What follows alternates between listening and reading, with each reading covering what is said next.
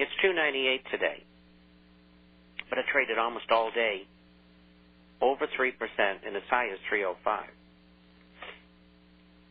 And LIBOR, which got down to 0.44, that's 0.44 of 1% yield, is now 0.58. It's a substantial difference. And the third 3-month, the one I just gave you, is 1-month paper. And that's the interbank rate between banks. And the 3-month paper got down to around 124, trading at 128. Interest rates are headed higher. And I think that's important. And the reason it's important is that these mortgages are based on those rates. Some of them are using LIBOR,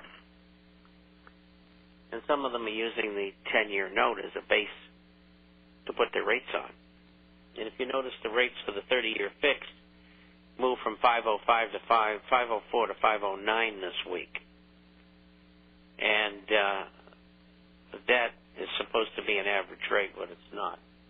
Real rates are actually probably 5 1/4, and they were trying to get them down to 4 1/4, and they haven't been successful in doing that. I know some people got 15-year mortgages at 4 1/2, I think it was. Now, I haven't seen any 30s under 4 3/4, but that's gone. Now, that was a month ago, 3 weeks ago. And so I believe that interest rates are going to start moving higher. And one of the reasons why is the tremendous amount of money that is being created and thrown into the system. And there's also the question as to, are foreigners going to continue to buy U.S. Treasuries and other U.S. bonds, and or is the U.S. Treasury going to be forced to sell paper to the Fed, who has no money, and get money from the Fed, which they create out of thin air? And then when the Fed gets the bonds, they either lend them or they sell them. Total monetization on all 3 counts. So if the foreigners are unable to come into the market, then they're going to have to monetize. And I think that's part of the reason why rates are moving up. So that's very important for the economy.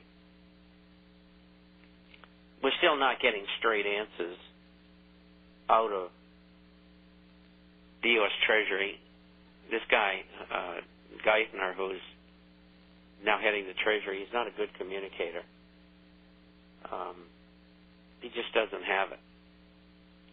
Neither was Paulson either. Paulson reminded me of somebody who ran around with a meat axe killing people. He looked like an axe murderer to me. But anyway, Geithner's not getting through. There's no confidence still. There's no trust. There's no nothing. You know, how anybody can buy a home or invest in a new business in this environment, you got to have your head examined. Everybody should take all of their assets and put them into gold and silver related assets. At least they know they're going to be safe. I talked to a woman this morning, and she wasn't able to move her an account because it's a special kind of trust in another country. And she said because they wouldn't let me act to my account, I've just lost $1 million by not being able to execute the recommendations that you gave me. And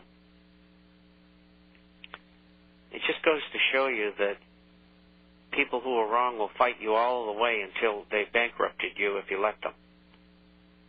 And I see more and more of this from the advisory, investment, and certified planner. They just don't get it. They just don't understand what's going on here. They only get half an education. They have to show them how to go along and stay along, never thinking that the genie's going to get out of the bottle. Once the genie's running around, what do? Well, the genie's out of the bottle, and we know what to do. But the mainstream, 99.9% of them, they don't get it. And just like back in the 80s, we had that big purge in 82, 3, 4, and then we had another one in 87, 88, 89. They lost 70% of the people in the brokerage business. And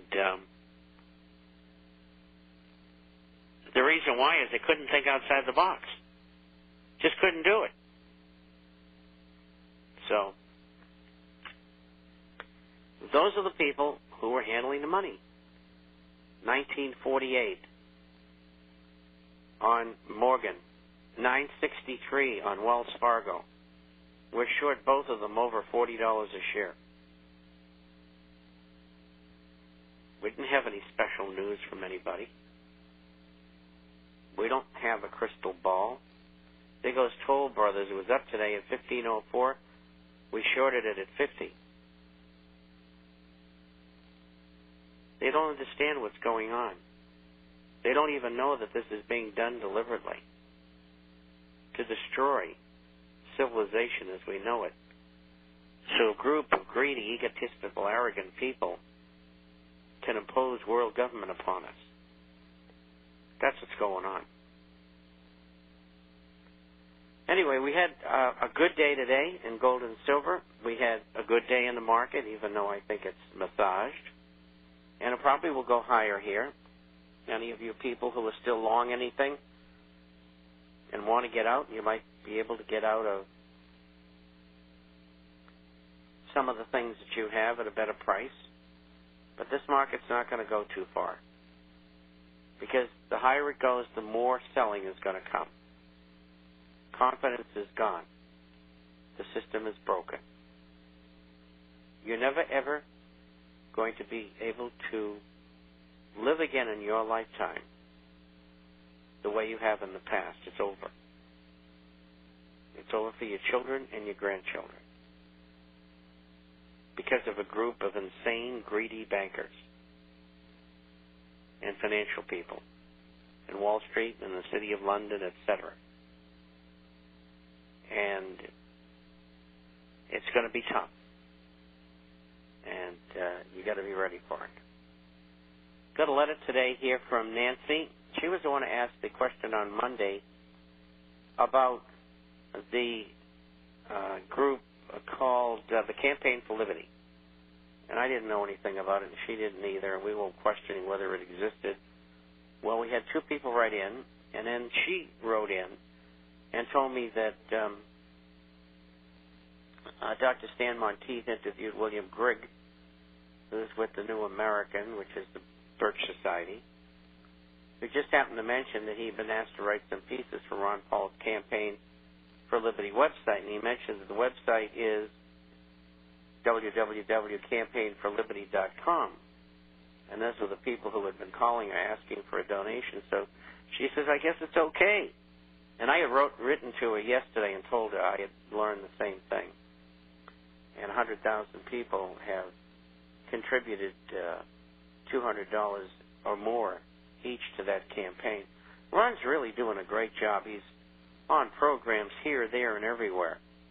And he's getting the message that we talk about every day here and have for 5 years about what we should be doing to stop the bad guys.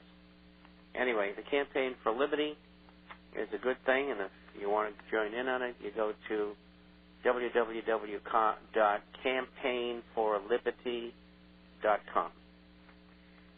Well, I have. What's that? Glenn Beck has Ron Paul in his program quite often, and it's, you know, with him being on mainstream and having his television program, and along with, I believe, also his radio program. So, you know, he's beginning to, you know, accept Ron Paul's views, and you know, I believe it was also Glenn Beck that was, you know, crying about some, and I don't mean crying, but was discussing about, you know, the country and the possible situations that we could face in the future. So, first of all, he's a disinformation specialist. mm-hmm. You can never believe anything that Fox News says. They're